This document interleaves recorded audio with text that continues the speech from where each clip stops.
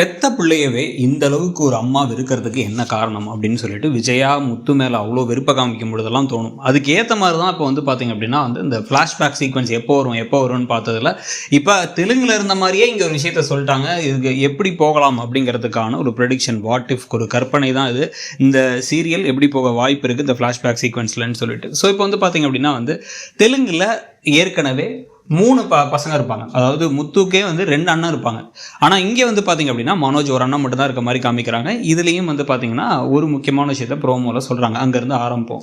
முதல்ல வந்து பார்த்தீங்க அப்படின்னா வந்து முத்து மனோஜ் 2 பேரும் வீட்டில் இருக்கும் பொழுதே வீட்டில் நிறைய குழப்பங்கள்லாம் திடீர்னு வர ஆரம்பிக்குது.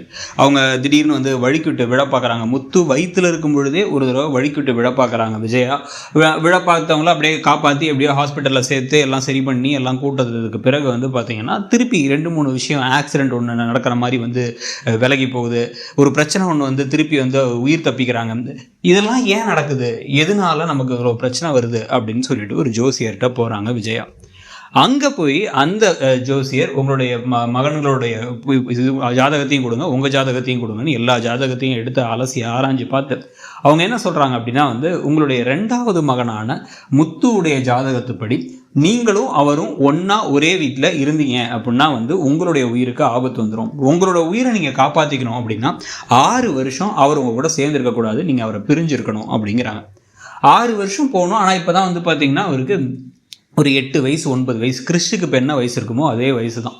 ஸோ இப்போ அதனால் வந்து ஒரு 3ஆம் கிளாஸ் படிக்கிற பையனை கொண்டு போய் அங்கே விட்டுட்டு 9ஆம் கிளாஸ்க்கு அப்போ கூப்பிட்டு வரலாம் அப்படின்னு சொல்லிட்டு ஊரில் கொண்டு போய் சேர்த்துட்றாங்க. அது மட்டும் இல்லாமல் அப்போ அண்ணாமலை வாங்குகிற சம்பளத்துக்கு சரி ஓகே 2 பேரையும் ப்ரைவேட் ஸ்கூல்லாம் சேர்க்க முடியாது, அதனால் வந்து திருப்பி வேறு ப்ரெக்னென்ட் ஆக போகிறோம் அப்படின்னு ரவி வயிற்றுக்குள்ளே வரும் நேரத்தில் இப்போ வந்து நீங்கள் வந்து இவர் வந்து தனியாக அங்கே கவர்மெண்ட் ஸ்கூலில் படிக்கட்டும், ஊரில் படிக்கட்டும் அப்படின்னு விட்டுறாங்க. ஸோ விட்டதுக்கப்புறமா பாட்டி கூட இருக்கார். பாட்டி கூட இருந்து முத்து வந்து அம்மா பாசத்துக்கு ஏங்குறாரு, தவிக்கிறாரு, அம்மா கூட இருக்கணும்னு ஆசைப்படுறாரு. ஆனால் அதெல்லாம் நடக்கலை. ஆனால் அதுக்கு பதிலாக அவர் என்ன பண்ணுறாரு அப்படின்னா வந்து நல்லா படிக்கிறாரு, முடிஞ்ச வரைக்கும் எல்லா விஷயமே செஞ்சாலும் கூட அவருக்கு தாய் பாசம் வந்து ரொம்ப வந்து ஏங்கி தவிக்கிறார் அதுக்காக. அதனால எப்படி கிறிஸ்து இப்போ கோவப்பட்டாரோ அந்த மாதிரி அங்கேயும் சரி ரவுடித்தனங்கள்லாம் பண்ணுறாரு. யாராச்சும் அவரை கிண்டல் பண்ணாங்கன்னா அவர் அடிக்க பார்க்குறாரு. அந்த ஒரு கோபம், மூர்க்கத்தனம் கொஞ்சம் கொஞ்சமாக வந்துக்கிட்டே இருக்குது. அந்த பாட்டி எவ்வளோ தான் வந்து பாசம் கொடுத்தாலும் அந்த பாசம் அவருக்கு பத்தலை.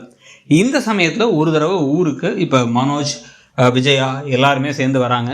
வரும்பொழுது வந்து பார்த்திங்க அப்படின்னா வந்து அண்ணாமலை எல்லாரும் வர இவங்கெல்லாம் வராங்கன்னு ரொம்ப சந்தோஷமாயிட்டார். எங்கள் அம்மா வராங்க, எங்கள் அண்ணா வராங்க, என் குடும்பமே வரப்போகுது, எனக்கு ஒரு குட்டி தம்பி பிறக்க போகிறான், அவனும் வரான் அப்படின்னு எல்லாரும் சேர்ந்து வந்திருக்கார். இப்போ இவங்க எல்லாரும் ஒன்றா இருக்கும் பொழுது இங்கே வந்து இவர் வந்து நான் வாங்கின மார்க்கு, நான் எவ்வளோ வந்து மெடல் வாங்கினார், ஓட்டப்பந்தயத்தில் ஜெயிச்சாருன்னு எல்லாத்தையும் காமிக்கிறாரு. ஆனால் வந்து இப்போ மனோஜ் சென்னையில் வளர்ந்த பையனும் இந்த பையன் கிராமத்தில் வளர்ந்த பையன்னு சொல்லிட்டு ஒரு வித்தியாசமான ஒரு பார்வை இப்போ வந்து விஜயாவுக்கு வரப்போகுது. இதனால் நம்ம உயிருக்கு ஆபத்துனாங்க. ப்ளஸ் மனோஜ் கூடவே இருக்கிறதுனால ஒரு பாசம் அதிகமாக இருந்து மனோஜ் எப்படி நல்லா படிப்பான் தெரியுமா, எப்படி இங்கிலீஷ் பேசுவான் தெரியுமா அப்படின்லாம் வந்து பேச இதெல்லாமே வந்து ஒரு ஏக்கத்தை தாண்டி வந்து ஒரு பொறாமையும் மனசுக்குள்ளார வந்து முத்து மனசுக்குள்ளார வருது. இருந்தாலும் நம்ம அண்ணன் தானே அப்படின்னு பாசமாக இருக்கிற வேலையில் இப்போ ஊர்லேருந்து வந்தவங்க எல்லாரும் சேர்ந்து இப்போ வந்து எங்கேயாச்சும் வெளில போகலாம் அப்படின்னு டேமுக்கு வந்து பசங்கள்லாம் சேர்ந்து போகலான்னு முடிவு பண்ணுறாங்க. அதுக்கு மனோஜ், அதுக்கப்புறம் முத்து, அப்புறம் இன்னொரு ஃப்ரெண்டு ஒருத்தரோட பையன் அப்படின்னு இவங்க எல்லாருமே சேர்ந்து கிளம்பி அங்கே போகும்பொழுது இப்போ முத்து கிராமத்திலே வளர்ந்ததுனால அவருக்கு நீச்சல்லாம் ரொம்ப ஈஸியாக தெரியுது. அந்த குட்டி டேமில் நீச்சல்லாம் அடிக்கிறார். நீச்சல் அடிக்கும் பொழுதே வந்து கூட வந்த ஃப்ரெண்டு பையனையுமே வந்து நீயும் போ அப்படின்னு வந்து மனோஜ் சொல்ல. ஆனால் மனோஜ் வந்து இந்த மாதிரி வேலைகள்லாம் நிறைய செஞ்சு மற்றவங்களை தூண்டி விடுற வேலை மட்டும் செய்யக்கூடிய ஒரு ஆளாக, ஒரு கன்னிங்கான ஆளாக அப்போவே இருக்கார். ஒரு 10 வயசுலேயே அவர் பிடிச்சி அந்த பையனை தள்ளிவிட அந்த பையன் தண்ணிக்குள்ளார வந்து இப்போ நீந்த தெரியாமல் தவிச்சு அப்படியே தண்ணியிலே அடிச்சுட்டு போயிடுறாரு. முத்து ஐயோன்னு கத்திட்டு போய் அவரை காப்பாற்றுறதுக்கு ட்ரை பண்ணி என்னதான் பண்ணாலுமே வந்து பார்த்திங்க அப்படின்னா வந்து அவரை காப்பாற்ற முடியல. இப்போ இதுக்கெல்லாம் காரணம் யார், இப்படி வந்து இப்போ கூப்பிட்டு வந்து ஒரு பிள்ளைக்கு இப்படி ஆயிடுச்சுன்னு எல்லாம் ஏங்கி தவிச்சு எல்லாம் பண்ணிகிட்டு இருக்கும் பொழுதே வந்து மனோஜை இப்போ அரெஸ்ட் பண்ணிட்டாங்க. இந்த மாதிரி விஷயம் நடந்துருச்சுன்னு சிறுவர் சித்திர பள்ளியில் போட்டாங்க அப்படின்னா விஜயாவுடைய மனசு உடஞ்சி போயிடும். ஏற்கனவே வந்து ஒரு பையன் தனியாக பிரிஞ்சிருக்காரு, இன்னொரு பையன் இப்படி வந்து ஏன்னா வந்து அவங்க ஜாதகத்தை ரொம்ப நம்பி திருப்பி சேர்த்துக்க போகிறதில்ல. இந்த பையனும் வந்து இல்லை அரெஸ்ட் பண்ணிட்டாங்கன்னா பெரிய இதாகிடும் அப்படின்னு சொல்லிட்டு இப்போ அண்ணாமலை யோசிச்சுட்டு இருக்க. அந்த சமயத்துலேயே வந்து பார்த்திங்க அப்படின்னா வந்து அண்ணாமலைக்கு தான் உண்மை தெரியும் யார் இதை செஞ்சுருக்கா அப்படின்ட்டு. ஆனால் வந்து மனோஜ் எல்லாரும் முன்னாடியும் போலீஸ்காரங்களாம் வந்து யாரா அப்படி பண்ணா, என்னடா நடந்துச்சு அப்படிங்கும் போது டக்குன்னு கையை முத்து பக்கம் நீட்ட முத்து அதிர்ச்சியாகி நான் இல்லை அப்படின்னு சொல்லி சொன்னா கூட நீயா தாண்டா இருக்கும், என் கூட வளர்ந்த என்கிட்ட வளர்ந்த மனோஜ் அப்படிலாம் பண்ணியிருக்க வாய்ப்பே இல்லை. ஒழுங்கா வளர்க்க தெரியாம உன் பாட்டி கூட வளர்ந்து அதுக்கப்புறம் ரவுடி பயிராட்டா வளர்ந்துருக்க, உன்னை ட்ரெஸ்ஸை பார்த்து உன்னை ஆளை பார்க்கும் போதே நினைச்சேன் நான் அப்படின்னு சொல்லிட்டு வந்து இப்போ விஜயா கோவப்பட இப்போ போலீஸ்காரங்க யாரை வந்து இப்போ கைது பண்ணிட்டு போகலாம் அப்படிங்கும் பொழுது ஓகே இப்போ இந்த பக்கம் வந்து வாயடைச்சு போய் நிற்கிற முத்து அவர் மேலே எல்லாரும் பழிய போடுறதுனால அவரை அரெஸ்ட் பண்ணிட்டு கூட்டு போயிடுறாங்க. அவரை அரெஸ்ட் பண்ணிட்டு போனதுக்கு அப்புறமா தான் வந்து பார்த்தீங்க அப்படின்னா வந்து இப்போ தெளிவாகவே அண்ணாமலைக்கு அவர் திருப்பி சொல்கிறாரு, நான் இல்லை மனோஜ் தள்ளி விட்டான், நான் வெறுமனே குடிச்சு தான் இருந்தேன், நான் அந்த பையனை காப்பாற்ற தான் ட்ரை பண்ணேன் அப்படின்னு எவ்வளோ தான் சொன்னாலும் அண்ணாமலையும் சரி ஓகே இந்த விஷயத்தை வந்து எப்படியோ ஒருத்தன் தண்டனை அனுபவிச்சிட்டான், இன்னொருத்தனையும் சேர்த்து இது பண்ணி கோத்து விட வேணாம் அப்படிங்கிற மாதிரி முடிவு பண்ணி இந்த ரகசியத்தை மறைச்சிடுறாரு. மறைச்சதுக்கப்புறமா இப்போ என்ன ஆகிடுது அப்படின்னா வந்து நமக்கு பிறந்த பையன் அப்படின்னா நல்ல பேரோட ஒரு நல்ல பாஷாக இருக்கணும்.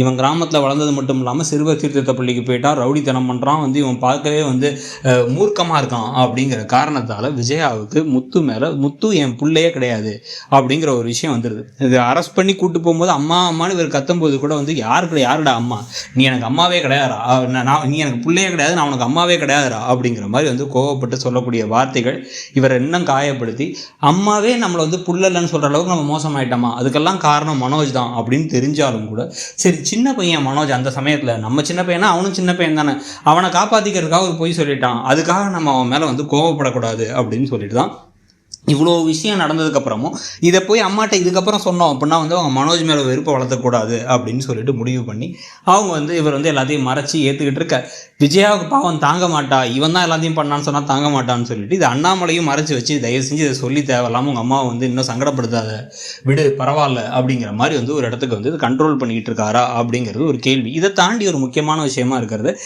ஒரிஜினல் வெர்ஷனில் தெலுங்கில் ஆக்சுவலாக சீரியல் ஆரம்பித்தது தமிழில் தான், ஆனால் தெலுங்கில் வந்து முதல் எபிசோடே வந்து ஃப்ளாஷ்பேக் போர்ஷனில் தான் ஆரம்பிக்கும். அங்கே தன்னுடைய மகனையே வந்து இந்த மகன் கொண்டுட்டான் அப்படின்னு சொல்லிட்டு தான் வந்து கோபம் வரும் விஜயாவுக்கு. அதனால தான் ஒரு வார்த்தை சொல்லுவாங்க என்ன அப்படின்னா வந்து யாரா அம்மா அப்படின்னு சொல்லிட்டு எனக்கு ஒரே நாளில் 2 பிள்ளைங்க செத்துருச்சுன்னு நினச்சிக்கிறேன்டா அப்படிங்குவாங்க.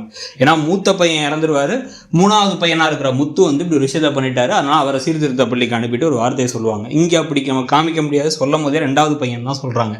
ஒன்று மனோஜுக்கு ஒரு ட்வின் பிரதர் இருந்தாருன்னு சொல்லணும், இல்லை அப்படின்னா இவங்களுக்கு நெருங்கின வேற யாரோ ஒருத்தருடைய மரணத்துக்கு முத்து காரணமாக இருந்தார், ஆனால் மனோஜ் காரணமாக இருந்து முத்து மேலே பழிய போட்டாருன்னு இருக்கணும். அது யாராக இருக்கும்னு நினைக்கிறீங்க? இவ்வளோ இருந்தாலும் கூட ஒரு சின்ன பையன் மேலே இத்தனை வருஷமாக வெறுப்பை காமிச்சு வளர்ந்ததுக்கப்புறம் தான் சொந்த பிள்ளையவே வந்து ஒரு ஓரவஞ்சனையோடு நடத்துறது மட்டும் இல்லாமல் கொஞ்சம் கூட துளியளவு கூட நம்ம வயசுல தான் பிறந்தான் அப்படின்னு தோணாத மாதிரி இப்போ வந்து விஜயா இருக்கிறதும் அதே மாதிரி தான் சில நேரங்களில் வந்து ரோகிணியுமே வந்து பார்த்தீங்க அப்படின்னா தான் பிள்ளை கிறிஸ்டை நடத்தி ஒரு பதற்றமே இல்லாமல் வந்து அரெஸ்ட் பண்ணிட்டு போகும்போது கூட வந்து மற்றவங்கள ஹெல்ப்புக்கு அனுப்பிட்டு இவங்க அப்படியே பெப்பேன்னு உள்ளே ஒளிஞ்சிக்கிட்டே இருந்ததையும் பற்றி நீங்கள் என்ன நினைக்கிறீங்கிறத சொல்லுங்கள். இந்த ஃப்ளாஷ்பேக் போர்ஷனை பற்றி உங்களுடைய கருத்தை அப்படியே தெரிவிச்சுட்டு அதே மாதிரி நீங்கள் வேறு என்ன விஷயத்தை அடுத்து எதிர்பார்க்குறீங்க இந்த சீரியலில் அப்படிங்கிறதையும் கமெண்ட் செக்ஷனில் சொல்லுங்கள். தேங்க்யூ.